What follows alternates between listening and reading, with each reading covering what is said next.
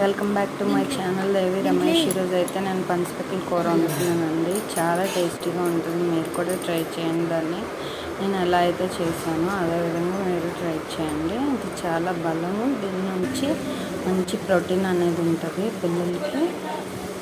so ముందుగా పనసపిక్కలను తీసుకొని cut చేసి తడి లేకుండా దాన్ని ఆరబెట్టుకొని తొక్క తీసి అప్పుడు మనం ఉల్లిపాయ,